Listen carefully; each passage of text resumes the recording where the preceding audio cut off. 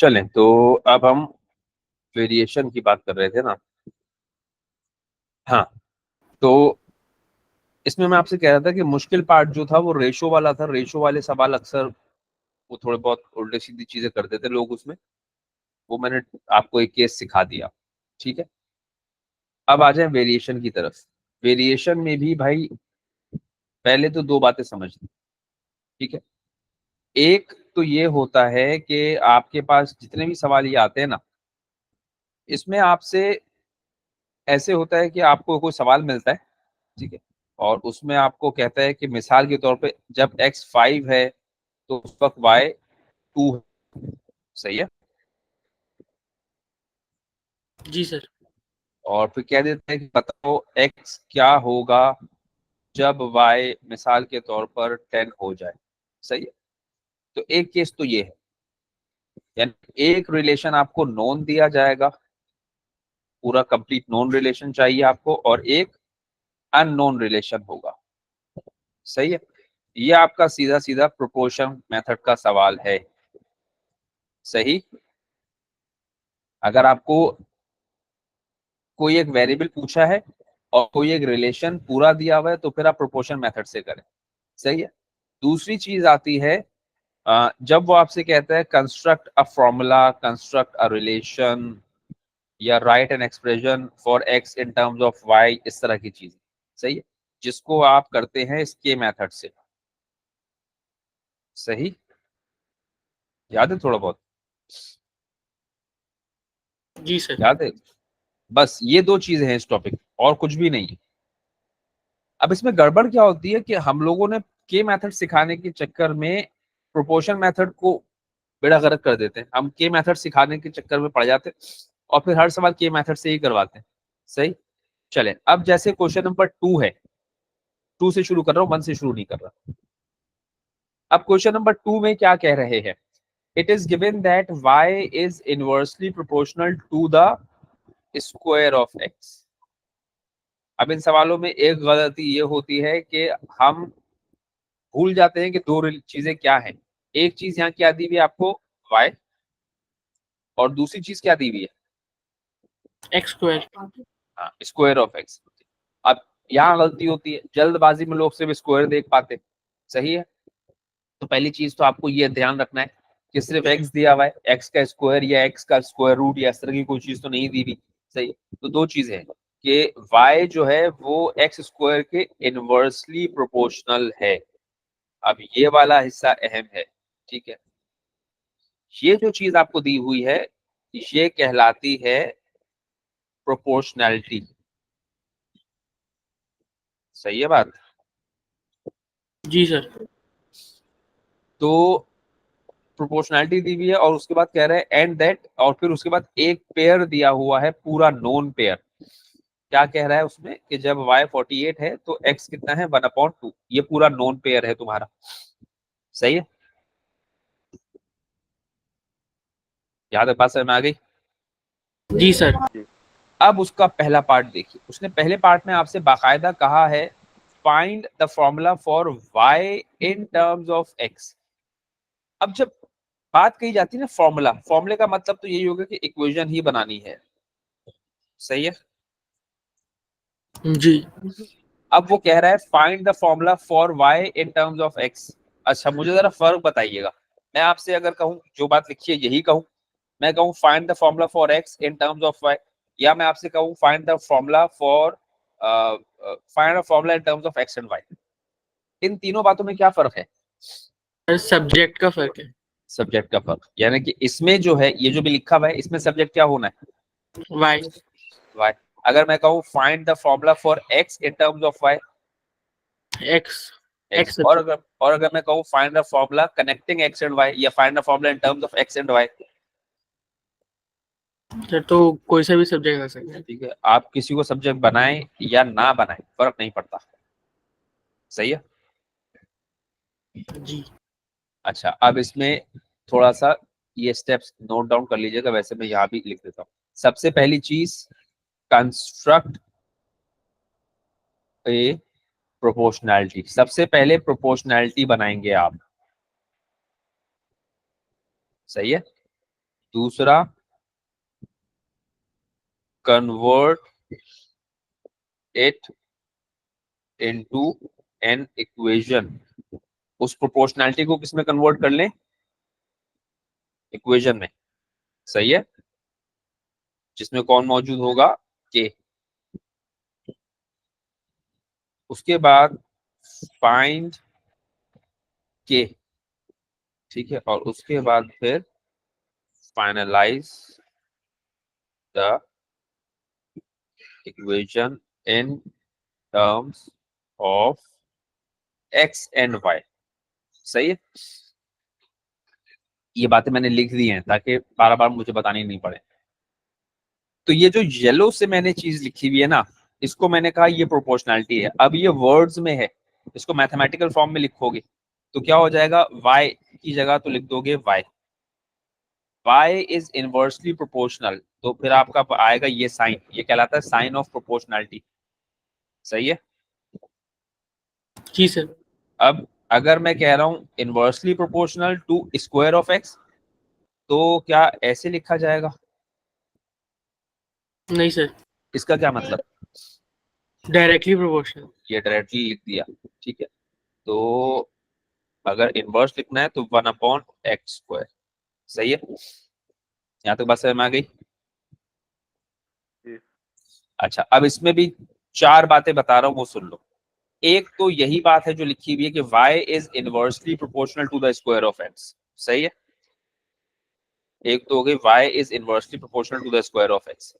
एक होती है y is directly proportional to the square of x। ये दोनों बड़ी सीधी बातें हैं। सही, इसमें तो कंफ्यूजन नहीं है ना? नहीं सर। अगर मैं कहूं y is proportional to x, अब इसका क्या मतलब है? मैंने डायरेक्टली या इनवर्सली का वर्ड मेंशन नहीं किया, तो इसका क्या मतलब? तो डायरेक्टली हुआ ना। ये डायरेक्टली ही है, y is proportional to x। और अगर मैं कहूं y is proportional to 1/x, तो इनवर्स टू, अब आप इसको ये भी कह इनवर्स सकते हैं कि y 1/x के साथ क्या है? Directly proportional. y 1/x के साथ डायरेक्टली प्रोपोर्शनल। और अगर मैं यहाँ पर पूछूं y x के साथ क्या है? Inversely proportional. इनवर्सली होगा सर। तो इनवर्स। सही है, तो ये ख्याल रखिएगा कि हमेशा सवाल डायरेक्टली और इनवर्सली की बात नहीं करता। सही, कभी कभी ऐसे भी करता है। अच्छा खैर, अब coming back to the question, हमने सबसे पहले प्रोपोर्शनैलिटी बनानी है। प्रोपोर्शनैलिटी लाजमी बनाइएगा। उस प्रोपोर्शनैलिटी को किसमें कन्वर्ट करें? बता दो, दूसरी चीज क्या है? दूसरा स्टेप बता दो, क्या लिखा है? सर इक्वेशन में कन्वर्ट।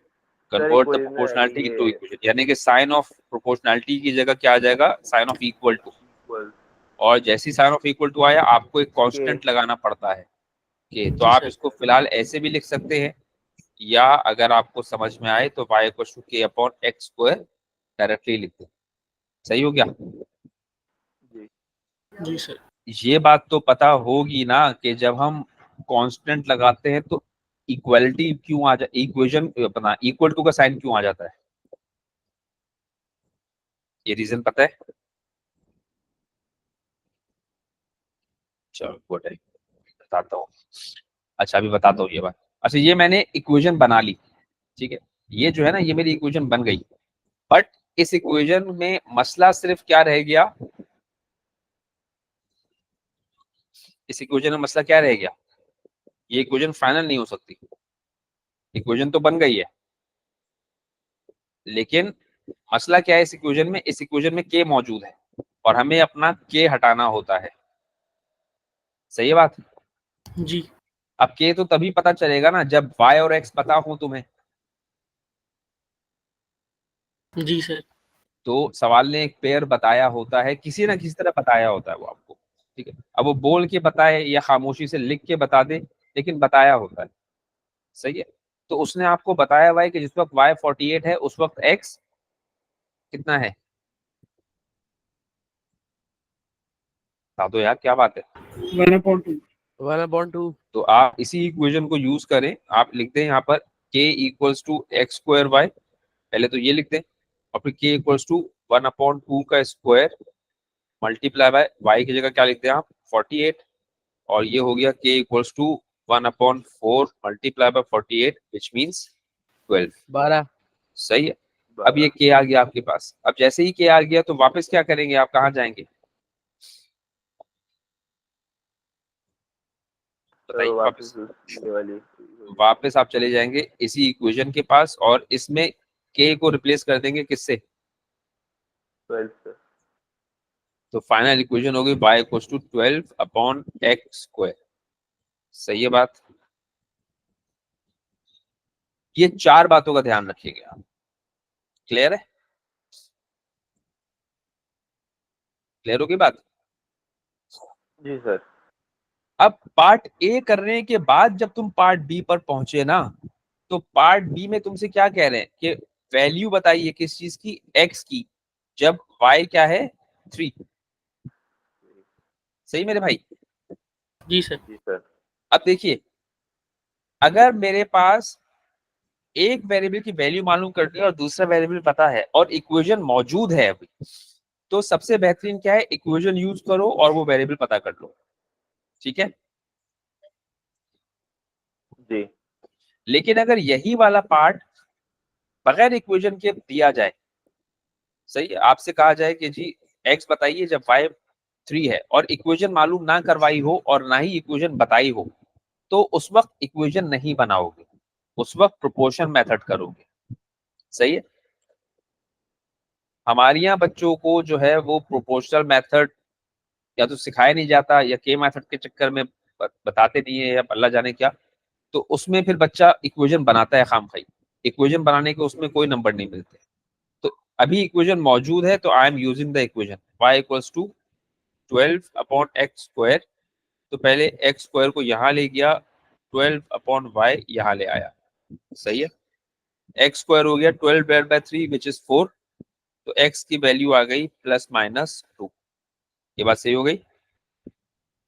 जी सर। जी सर। ठीक है, ये स्ट्रेट फॉरवर्ड सवाल था। इक्वेशन बनवाई, उसके बाद एक वेरिएबल की वैल्यू पूछ ली। अब क्वेश्चन नंबर 3। अब क्वेश्चन नंबर 3 में पहले देखिए क्या कह रहा है, y varies inversely as the square of x। ठीक है, सही है। जी सर।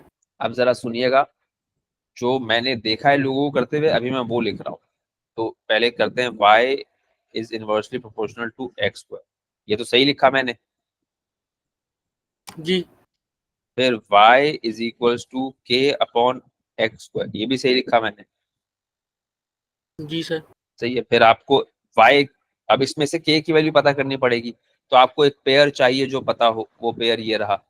y आपका क्या है 4 मल्टीप्लाई बाय x स्क्वायर, मतलब 3 square is equals to k। तो k की वैल्यू क्या हो गई 36। अब जब k की वैल्यू आ गई, तो k की वैल्यू लेकर कहा जाओगे वापस यहाँ पर, और इक्वेशन आ जाएगी y is equal to 36/x square. सही है। सर ये इसके सवाल ऐसे ही आता है। सवाल ऐसे ही आता है, सवाल तो ऐसे ही आता है। सवाल ऐसे करना है या नहीं करना वो बात है, सवाल तो ऐसे ही आता है। मतलब बस हमने सिर्फ अगर के की वैल्यू निकाल ली सादे इक्वेशन बनाने से, तो बस फिर तो आसान है ना काम। लेकिन सर क्या इसमें मतलब? इस वाले सवाल में जरूरत ही नहीं है। मैं कब कह रहा हूँ जरूरत है, मैं तो यही कह रहा हूँ ना कि मैं तो वो कर रहा हूँ जो मैंने देखा है लोगों को करते हुए। मैंने ये कब कहा कि जरूरत है कि नहीं। सही है। अब आपने ये सारा काम कर दिया, अब ये इतनी सारी मेहनत आपने की, इस सारी मेहनत का कुछ नहीं मिलना आपको, क्योंकि ये सवाल ने कभी कहा नहीं। अच्छा खैर, अब मैंने ये कर दिया। अब जब ये कर दिया, तो उसके बाद आपने करना क्या है, एक्चुअली आपने करना है y की वैल्यू जब x 2 के बराबर। तो फिर आप इसी इक्वेशन के पास गए, y को y रहने दिया, 36 को 36, और x की जगह 2 रखा, उसका स्क्वायर 4 हो गया। तो y की वैल्यू क्या आ गई 9। अच्छा, अब अक्सर लोग ये करते हैं, मैं ये नहीं कह रहा हूँ कि ये करना है या नहीं करना, अक्सर लोग ये करते हैं क्योंकि के मेथड सिखाया जाता है उनको, और उन्हें बार बार के मेथड को रीइंफोर्स करने के लिए यही मेथड सिखा दिया जाता है। सही है। तो बच्चे ये कर रहे होते हैं खामखाई, ये जितना भी रेट से काम किया है ना ये खामखाई है। आपको जब इक्वेशन बनाने के लिए नहीं कहा ना तो आपको फिर यूज करना चाहिए प्रोपोर्शन मेथड। आपके पास दो चीजें हैं सवाल में, एक है y और दूसरा क्या है, और दूसरा क्या है, x है, स्क्वायर ऑफ x। ये मैंने कहा ख्याल रखिएगा, सही है। अब मैंने आपसे कहा कि अभी मैंने थोड़ी देर पहले कहा कि इस तरह के सवाल में दो चीज होती है, एक नोन रिलेशन होता है और एक अननोन रिलेशन होता है। ये तो आपने दो क्वांटिटीज मेंशन कर दी, सही है, ये तो आपने दो क्वांटिटीज मेंशन कर दी। अब सबसे पहले तो वो नोन रिलेशन लिख दीजिए जो आपको पता है। जिस वक्त y 4 है उस वक्त का x कितना है, ये बात सही है, ये बात सही भाई जी ठीक है। ये जो मैंने ऊपर मेंशन किया है समझ लीजिए ये मैंने सिर्फ हेडिंग्स लगाई हैं, ये तो हेडिंग्स है, क्वांटिटीज के नाम लिखे हैं मैंने, सही है। तो सर ये 9 ही होना चाहिए, 3 भाई तो 3 का स्क्वायर लिखा है, 3 का स्क्वायर इवेंचुअली क्या होगा, 9 ही होना। तो कर लेंगे ना, जल्दी किस बात की है। फिर उसके बाद y मालूम करना है जिस वक्त x कितना है 2, तो x पे स्क्वायर तो 2 का स्क्वायर, सही है। जी सर। ये मैंने अभी क्या काम किया, मैंने क्वांटिटीज मेंशन की, मैंने रिलेशन 1 मेंशन किया जो कि नोन है, और मैंने रिलेशन 2 मेंशन किया जो कि अननोन है। ये तीन चीजें मेंशन कर लीजिएगा, सही है। ये लिख मत देना, ये तो समझाने के लिए लिखा है मैंने। अब ये क्वांटिटीज डायरेक्टली प्रोपोर्शनल है कि इनवर्सली प्रोपोर्शनल है, इनवर्सली। इनवर्सली प्रोपोर्शनल में क्वांटिटीज स्ट्रेट मल्टीप्लाई होती है, सही है। जी तो sir. 4 multiply by 9 is equals to y multiply by 4, सही हुआ। जी सर। फिर ये 4 से 4 कैंसिल, y की वैल्यू क्या आ गई 9, सही है। जी तो बताने का मकसद ये है कि इस तरह का सवाल में इक्वेशन कंस्ट्रक्ट मत करना, इक्वेशन सिर्फ तभी कंस्ट्रक्ट करो जब सवाल एक्चुअली इक्वेशन मांगे। अगर सवाल इक्वेशन नहीं मांगे तो इक्वेशन नहीं बनाओ, समझ आई मेरी बात, सही है ना। अब ये वाला सवाल क्वेश्चन नंबर 4 और 5 स्ट्रेट फॉरवर्ड है, किस मेथड से कर दोगे, प्रोपोर्शनल मेथड। प्रोपोर्शनल मेथड से कर दोगे, ठीक है। सर लेकिन प्रोपोर्शन मेथड को अभी हमें मतलब 6-8 सवालों में करना पड़ेगा, ये थोड़ा तो करें ना, आपको किसी ने, मैंने रोका है आपको करने से। क्वेश्चन नंबर 1, अब पहले पार्ट में तो उसने क्या मांग लिया, पहले पार्ट में उसने क्या मांग लिया आपसे, फॉर्मूला। फॉर्मूला। अब सबसे पहले तो आपको चाहिए प्रोपोर्शनैलिटी, बताइए प्रोपोर्शनैलिटी क्या है।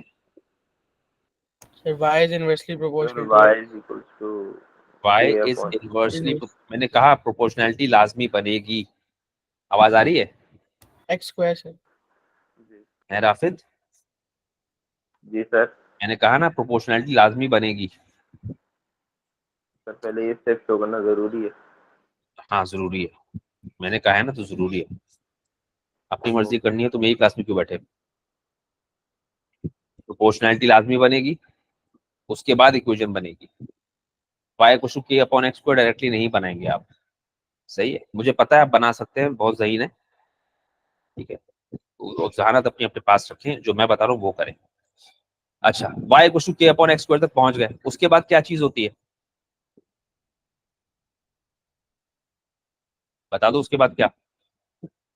सर वो y और x की वैल्यूज पुट इन करेंगे, अब आपको उस टेबल में एक पेयर मिलेगा कंप्लीट, सही है।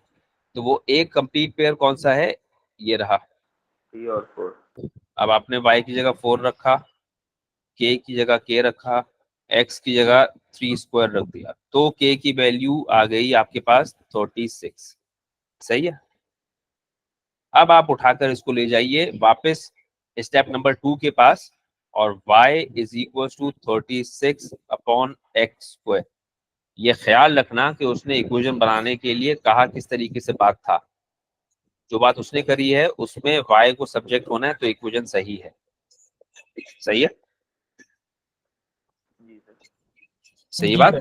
अगर x को सब्जेक्ट रखना होता और यहाँ छोड़ते तो फिर गलत हो जाती बात। और अगर कुछ नहीं कहा तो तुम्हारी चॉइस है, किसी को भी सब्जेक्ट बनाओ या किसी को भी सब्जेक्ट ना बनाओ। ठीक है, ये आपकी पहली रिक्वायरमेंट है, ये आपकी दूसरी रिक्वायरमेंट है, ये सारे का सारा आपका स्टेप नंबर 3 है, where you have found out the value of k, और ये आपकी चौथी रिक्वायरमेंट है इन सवालों की। ये 4 चीजें लाजमी कीजिए। सही है। अच्छा, अब ये हो गया। अब उसके बाद पार्ट बी पे आओ। अब पार्ट बी में वो कह रहा है find the value of p। p मतलब किस चीज की वैल्यू? x y की। 2 है, सर y की वैल्यू y की। y की। अब तुम इक्वेशन बना चुके हो। अब जब तुम इक्वेशन बना चुके हो तो इस सवाल को किस मेथड से करोगे? इक्वेशन मेथड से कि प्रोपोर्शनैलिटी से? इक्वेशन से। इक्वेशन से। जब इक्वेशन आ गई है तो इक्वेशन से बेहतर कुछ नहीं है, लेकिन जब इक्वेशन नहीं है उस वक्त इक्वेशन लगाना बेवकूफी है। तो खैर y की जगह मैं क्या रख दूंगा इक्वेशन में? p। p। 36 की जगह 36 और x की जगह 2 स्क्वायर, तो p हो गया 36/4, विच मीन्स p की वैल्यू क्या आ गई? 9। सही।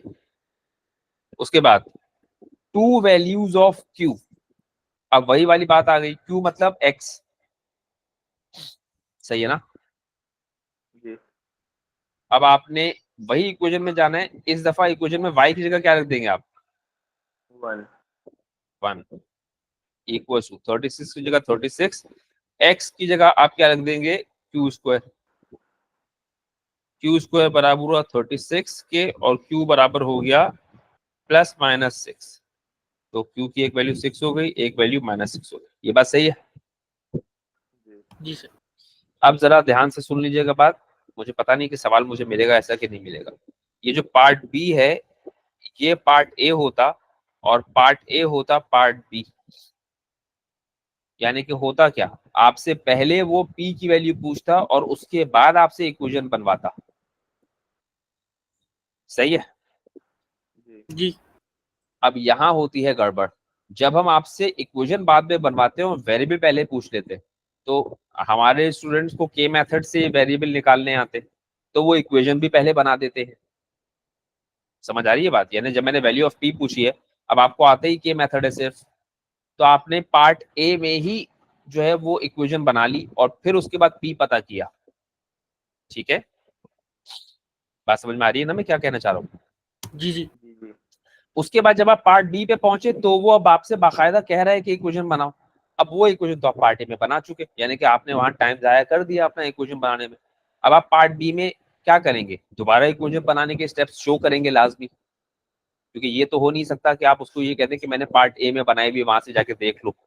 वो तो उसको मार्क ही नहीं कर रहा वहां पर। ठीक है, तो इक्वेशन तभी बनाना जब वो कहे। जब तक वो इक्वेशन बनाने के लिए ना कहे और वेरिएबल पूछा हो तो प्रोपोर्शन मेथड यूज करें। एक दफा इक्वेशन बना दी उसके बाद प्रोपोर्शन मेथड मत यूज करें, फिर इक्वेशन मेथड यूज करें। सही है? नहीं तो सर हम पहले पार्ट बी ना कर लें तो तीसरा वाले का। अच्छा, मतलब पार्ट ए करने के लिए पार्ट बी के आंसर्स यूज कर सकते हैं हम?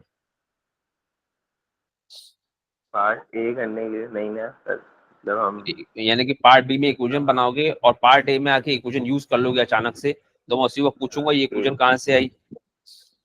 ये तो हाँ ठीक है, बी नहीं है। वहां मैं तुम्हारा पेपर होगा तो उसमें लिख दूंगा चीटिंग, पेपर कैंसिल्ड। ठीक है ना? जब स्टेप्स ही नहीं है तो इसका मतलब है चीटिंग की है आपने, तो मैं लिख दूंगा आपने चीटिंग किया, आप चीटर है, आपका पेपर कैंसिल। क्या ख्याल है? अच्छा, ये बात है। बहुत गलत ख्याल है। अब जैसे अब आ जाओ इस पार्ट पे, क्वेश्चन नंबर 7। सही है। अब मुझे बताइए इसमें पहले पार्ट में उसने आपसे क्या पूछा है? पी की वैल्यू सर। पी की वैल्यू पूछी है। अब क्या इक्वेशन है आपके पास? नहीं सर। ठीक है, कितने नंबर का सवाल है? 1 नंबर। 1 नंबर। तो डेफिनेटली अब आप अगर इसमें इक्वेशन मालूम कर लेते हैं तो आप गलत कर रहे हैं। सही है। तो आपको ये सवाल कौन से मेथड से करना चाहिए? प्रोपोर्शनल। प्रोपोर्शनैलिटी से। अब सबसे पहले तो जरा क्वांटिटीज चेक करें। क्वांटिटीज क्या है? एक है क्वांटिटी y, दूसरी क्वांटिटी क्या है? x, दो चीजें हो गई, एक हो गया y और एक हो गया x। अच्छा, अब मुझे y और x का कोई एक नॉन रिलेशन बता दो जो सवाल में कहीं भी हो। 3 और 20। 3 और 20, तो यहाँ क्या लिखूं 3 और यहाँ लिखूं 20? नहीं सर, वहाँ पे 20 आएगा वाई की जगह। ये भी जरा आंखें खुली रख के लिखना, y की जगह 20 और x की जगह 3। ये छोटी छोटी एरर्स हैं जो होती हैं। अच्छा, उसके बाद आपको p पता करना है, p मतलब y पता करना है, तो y के नीचे p और यहाँ पर आप क्या लिखेंगे 4। डायरेक्टली प्रोपोर्शनल कि इनवर्सली प्रोपोर्शनल? इनवर्सली। इनवर्सली। तो आपने क्या किया, 20 multiply by 3 is equals to 4 multiply by p, which means p बराबर 20 मल्टीप्लाई बाय 3 अपॉन 4, ये हो गया 5 और 5 3 जा 15। सही है? जी ये बात सही है? जी सर। जी सर। उसके बाद पार्ट बी अगेन कौन से मेथड से करोगे? Proportion method. या आप प्रोपोर्शनैलिटी मेथड से कर लें या प्रोपोर्शन मेथड से कर लें, ये तो आप कर लेंगे ना? जी सर। अब आइए पार्ट सी में। वो दोनों पार्ट्स करवाने के बाद आखिर में आपसे एक काम करने को कह रहा है, express m in terms of n, यानी क्या बनवा रहा है? फॉर्मूला। फॉर्मूला बनवा रहा है। फॉर्मूला। सही है। मैं आपको अभी झंझट में नहीं डाल रहा कि डायरेक्टली प्रोपोर्शनल में k किसके बराबर होता है, x अपॉन y के, और इनवर्सली प्रोपोर्शनल में k बराबर होता है x y के। हो सकता है आपने ये पढ़ा हो या सीखा हो या याद किया हो, इसको छोड़ दें, ठीक है? It leads to confusion. अब इतना टाइम नहीं है कि मैं ये समझाने बैठूं फिलहाल, ठीक है? तो इसकी जरूरत पड़ती भी नहीं है हम लोगों को, ठीक है? तो ये छोड़ दें, इसको याद करने की जरूरत नहीं है। अब express m in terms of y, सही है? m का मतलब है आपका y और n का मतलब है आपका x, ऐसी बात थी? जी सर। y इनवर्सली प्रोपोर्शनल था x के, तो m और n आपस में क्या है, यानी कि आपको पहली चीज क्या करनी है, मैंने आपको क्या बताई, पहली चीज बनाओ प्रोपोर्शनैलिटी बनाओ। सही है? ये बात सही है? पहली चीज प्रोपोर्शनैलिटी बनाने के लिए गई। तो जब वेरिएबल m और n है तो m और n किस तरीके से प्रोपोर्शनल है ये पता होना चाहिए। तो y को किससे रिप्लेस कर दिया मैंने यहाँ पर, m, और x को किससे रिप्लेस कर दिया मैंने, n।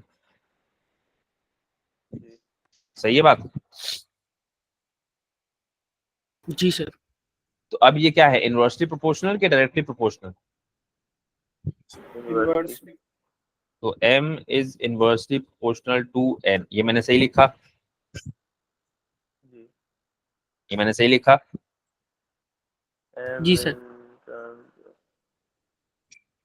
फिर m is equals to k upon n, ये भी सही लिखा? जी।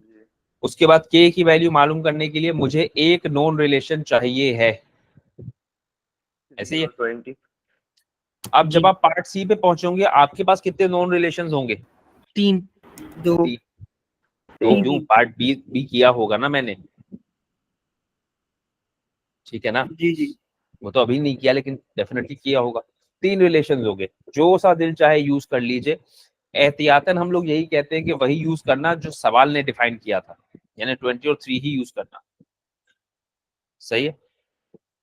तो m की जगह क्या रख दोगे 20, k को k रहने दोगे, n की जगह रख दोगे 3, k की वैल्यू क्या आ गई? 60। तो फिर 6 कैसे आ गई बे? कब बोला सर मैंने, 60 बाद में आ गया ना। अब उसके बाद क्या ये तुमने एज पर द रिक्वायरमेंट बनाया है, express m in terms of n? जी सर। अच्छा, एक तो ये सब चीजें हैं इसमें, ठीक है? एक मुझे याद है बहुत अच्छी तरह, मैंने एक चीज समझाई थी कि जब वो आपसे कहता है कि y जो है वो x के डायरेक्टली प्रोपोर्शनल है, बताइए y का क्या होगा जब x डबल हो जाए। याद है मैंने ये 10th में ही समझाया कहीं पर। जी जी जी। एक सर वो वापस सवाल है बोलना। भाई, एक सवाल मैंने करवाया था, एक्सप्लेन किया था। हाँ, तो मैं निकाल दिया था उस दिन क्लास से। एक सवाल मैंने एक्सप्लेन किया था इस तरह का कॉन्सेप्ट। अच्छा, बस अब वही वही रहता है एक चीज। तो ये अब आप कर लेंगे, 8 आप कर सकते हैं, सही है? जी जी। जी सर। 9 भी कर सकते हैं, ये सारे प्रोपोर्शनल मेथड के सवाल हैं। 10 भी कर सकते हैं। 11 में आप पहले फॉर्मूला बनाएंगे, और फॉर्मूला बना लेंगे तो पार्ट बी इक्वेशन से करेंगे। Which of the diagram below represents the graph of R against P. अच्छा भाई, आर अगेंस्ट पी। अब आर और पी के बारे में उसने क्या बोला है? Directly proportional. डायरेक्ट है ना, और दूसरा जरा दोनों देखो बढ़ेंगे। किस तरीके से डायरेक्टली प्रोपोर्शनल। डायग्राम आर को सिर्फ पी के डायरेक्टली प्रोपोर्शनल है। सर पी के क्यूब से। क्यूब से आर होता जो है वो पी के क्यूब से डायरेक्टली प्रोपोर्शनल। सही है। तो अब जब आर पी के क्यूब से डायरेक्टली प्रोपोर्शनल है तब आपको जो है वो, अच्छा ये बात तो आप जानते हैं, अगर मैं लीनियर यूनिट्स की बात करूं, सही है, सिर्फ लीनियर यूनिट्स की बात करूं, जब मैं लीनियर यूनिट्स बोलता हूं तो बात समझ में आती है ना? जी सर। नहीं। नहीं, लीनियर यूनिट्स को क्या होता है, कौन बताएगा भाई? सर जिनकी पावर 1 होती है। यानी ऐसे क्या हो गया, ऐसे यूनिट्स जिसमें फर्ज करें एक्स और वाई है, X is directly proportional to Y कह रहा हूं, सही है।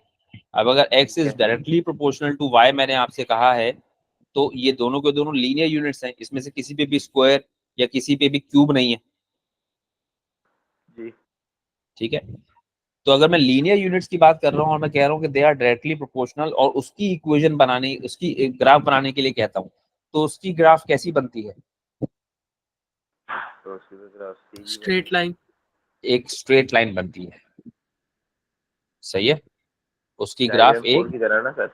हाँ डायग्राम 4 की तरह उसकी ग्राफ एक स्ट्रेट लाइन बनती है, सही है। अच्छा, अब सबसे पहले तो ये समझ लीजिए जिन दो क्वांटिटीज की मैंने बात की है उन दो क्वांटिटीज में डायरेक्टली प्रोपोर्शनल तो हैं आप, लेकिन लीनियर यूनिट्स नहीं है। यूनिट्स क्या क्या है? R is directly proportional to P cube, R is directly proportional to P cube, ये बात सही है। तो सबसे पहले इसको तो आपने डिस्कार्ड कर दिया, ये तो हो नहीं सकता, सही, ये बात सही है। जी सर। अब याद नहीं करना, सुन लो बात। जब तुम्हारा P थोड़ा सा चेंज होगा, यानी मिसाल के तौर पे P1 है, जिस वक्त P1 है उस वक्त R क्या है?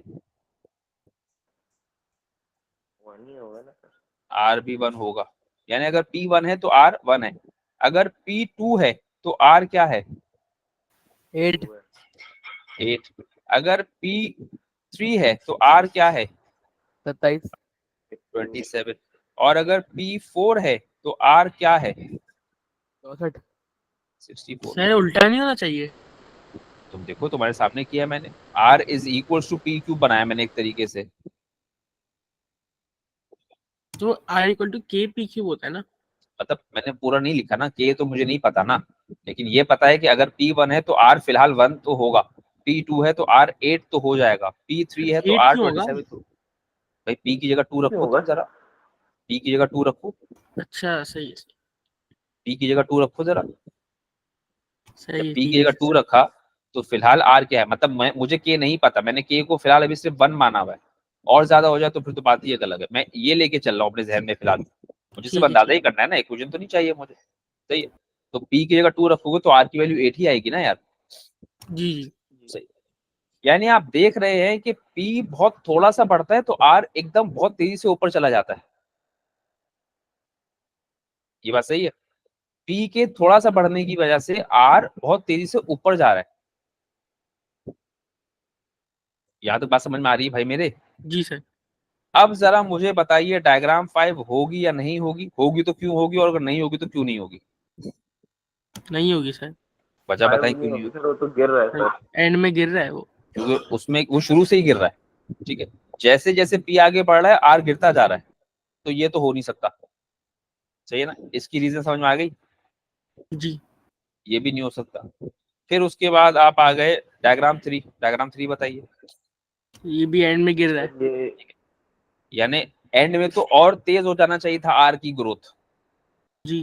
ठीक है, लेकिन हुआ क्या, शुरू में तो कुछ तेजी थी, आखिर में जाके तो बिल्कुल ही गिर गई, जबकि होना इसको उल्टा चाहिए था कि शुरू में हल्का होना चाहिए था, बाद में एकदम बढ़ना चाहिए था उसको। लेकिन यहाँ क्या हुआ, जैसे जैसे आप पी पे आगे गए आर की ग्रोथ की स्पीड कम हो गई, सही है बात? समझ रहे हो बात, लॉजिक समझ में आ रही है कि नहीं आ रही? आ रही है सर। आ रही है अच्छा, डायग्राम 2 पे आओ। सर, यही होगी। ठीक है, यही जैसे जैसे पी बढ़ा तो आर ऊपर जाता जा रहा है, और जो बहुत आगे जाके आर तो एकदम ऊपर की तरफ भागना शुरू हो गया, तो ये होगा। सही है। और ये क्यों नहीं होगा? ये तो सादे क्यूब की उसका डायग्राम है। या ये क्यों नहीं होगा? तो वो ग्राफ ऑफ फंक्शन में जो पढ़ा था ना, क्यूब का जो भाई होता ये है। क्या बात हुई? मैंने ग्राफ्स ऑफ फंक्शंस का रेफरेंस दिया आपको। अगर ग्राफ्स ऑफ फंक्शंस का रेफरेंस देना हो तो मैं इतनी ये साइड में मैंने इतनी एक्सप्लेनेशन की, वो मैं करता ही। इसकी एक्सप्लेनेशन आएगी। इसमें आप ये तो है ना कि वो इस पार्ट में बढ़ना कम हो रहा देखेंगे है। तो इस पार्ट में आपको दिखिएगा पी के बढ़ने पर आर एकदम से ग्रो कर रहा है। ठीक है, लेकिन फिर आगे जाके क्या हुआ? आगे जाके वो ग्रोथ वैसी नहीं रही। जबकि क्या इस रिलेशन में हमें ऐसा दिख रहा है कि ऐसा होगा आर और पी के दरमियान? पी के बढ़ने पे आर हमेशा बहुत ठीक है। एक्सपोनेंशियली ऊपर जाता रहेगा। इस वाले ग्राफ में आपको दिख रहा है कि एक मखसूस हिस्से में तो ऐसा हुआ कि पी के बढ़ने पे आर ने एक्सपोनेंशियली ग्रो किया। सही है, लेकिन फिर टुवर्ड्स द एंड वो जाकर स्टेबल होना शुरू हो गया। जबकि हमारे जो रिलेशंस दिए हुए हैं उसमें ऐसा नहीं होना था, स्टेबिलिटी नहीं आनी थी। पी के थोड़े से बढ़ने पे आर ने बिल्कुल ऊपर जाना था, बल्कि आखिर में जाकर तो वर्टिकल हो जाना चाहिए उसको, एकदम से अचानक से, बहुत तकरीबन। समझ आई बात? जी सर। जी सर। ये समझाया इसलिए ताकि याद ना करना पड़े इन चीजों को, क्योंकि क्या आ जाएगा ये हम प्रेडिक्ट नहीं कर सकते, तो आपको फिगर आउट करने का तरीका आना चाहिए। सही है बात? इसको मार्क कर लीजिए, ये भूल जाएंगे आप, ये चीजें भूल जाते हैं हमारे यहाँ लोग, तो ये मार्क कर लीजिए। सही है। क्वेश्चन नंबर 7 का पार्ट सी मार्क कर लें। नहीं, 7 का पार्ट सी नहीं, कौन सा पार्ट था वो, कहाँ गया? 11 का 11 का 12 का था। ये बहुत लैग कर रहा है सिस्टम आज। अच्छा, ये 9th लाजमी कर लेना जरा, देखना इसमें गलतियां तो नहीं हो रही। हाँ, सर नमाज ये का वाला, टाइम हो रहा है। ये वाला पार्ट, तो ये वाला पार्ट लाजमी चेक कर लीजिए। कौन सी नमाज पढ़ने जाते हो भाई तुम? तो जुम्मा है ना, जुम्मा तो ऐसे ही पढ़ना होता है। तो जुम्मा पौने के 1 बजे होता है तुम्हारे यहाँ? सर अभी वो है टाइम, लेकिन सर वो गूगल वगैरह करना होता है ना सर। तो जब पता था ना क्लास है आज। अरे तो सर वो समझा करे ना सर, अब मतलब हाँ, क्या। तो जब सर वो पता था नहीं क्लास है तो फिर आपको पहले कर लेना चाहिए था। अब चले जाएं आप, मैं तो क्लास नीचे भी बंद कर रहा। है ना जब सर, पता है दस कि, पंद्रह मिनट तो है ना। हाँ तो फिर सबर करें ना, जल्दी किस बात की? अच्छा, क्या हो गया इसको? अब मुझे चाहिए वो एक सवाल। अच्छा, ये वर्ड प्रॉब्लम्स जो हैं इसमें कोई बहुत मुश्किल बात नहीं होती, सिर्फ समझना है कि आपकी किस चीज को हम क्या कहें। The cost of a mirror is directly proportional to the square of its width. तो आपने कुछ नहीं करना, अपने वर्ड्स को रिप्लेस कर देना है किसी वेरिएबल से, अगर पहले से नहीं पता तो। कॉस्ट ऑफ अ मिरर को मैंने सी मान लिया। सही है, directly proportional to the square of its width, इसको मैंने डब्ल्यू स्क्वायर मान लिया। सही है, बात सही है? अरे बोलो, सही है कि नहीं सही है? जी जी सर। जी अब जी। यहाँ इस लाइन में आपको दिया हुआ है W इक्वल्स टू 40 और C is equals to 24। Work out the cost of a mirror of width 60 centimetre. तो आपको C पता करना है जब आपका W कितना है, 60। सही है। जब आप वर्ड प्रॉब्लम्स को जो है वो सीधा सीधा वेरिएबल असाइन कर देंगे तो ये आसान हो जाएगी। यार वो सवाल नहीं मिल रहा प्रोपोर्शन करेंगे ना सर। है। हाँ, प्रोपोर्शन करेंगे, 16 मैं कराऊंगा। वो सवाल नहीं मिल रहा मुझे।